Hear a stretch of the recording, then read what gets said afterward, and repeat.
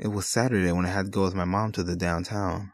My mom was going to see a friend of hers that she had not seen for a long time. We took the bus as my mom didn't have a car. When we arrived at the bus stop, we got off. I looked to see a huge dark building looming over me and my mother. We walked across the street to a very small building that was placed right next to the huge one. My mom and I walked inside the small building and met her friend. She was very nice and was an artist. I asked about the big building that stood next to the one we were in. She said it was an art warehouse where all the supplies were stored. She also said I was free to look around if I wanted to. I asked her would she lead me inside the warehouse. She led me to a big wooden door that connected both buildings together. She slipped a key into the brass doorknob and with a slight click, the door popped open. I walked inside and it was very cold inside the warehouse. Art supplies were scattered all over the ground. Paint was splashed all along the gray concrete ground and walls. Mannequins stood in the corners of the warehouse. The windows were very high above our heads, near the ceiling. My mom said if I needed anything, I would just need to walk back in. I said okay, and both of them walked back to the other building. The last sound I heard was a loud bang of the door behind me.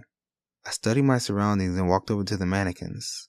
Some had no heads, some did. Some had arms, some didn't. All of them had legs.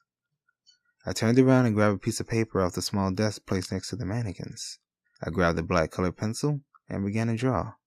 After a while, I stopped and looked up for my drawing. I noticed one of the mannequins was facing me. It had no head and just stood there facing me. Ignoring it, I went back to drawing. Soon after, I checked my watch. It had been an hour since I had entered the place. Looking up again, I saw that 4 mannequins were now facing me. I felt a chill go down my spine. I got up and turned around, walking toward the door. I grabbed the doorknob and noticed the door was locked. I turned around only to find most of the mannequins were facing me and now were closer as well. Frightened, I turned back around and continued to try and open the door. My efforts were useless and I heard a soft sound of metal being dragged on the ground. I glanced around for a brief moment and saw that all the mannequins were surrounding me. With all my strength, I ripped the door open and rushed inside, slamming the door behind me. My mother and her friend stared at me. I told them what happened and they just laughed and told me I was imagining the whole thing. We left shortly after and I was looking back at the window of the small building. I noticed that there was a mannequin, but this one had the clothes of my mother's friend.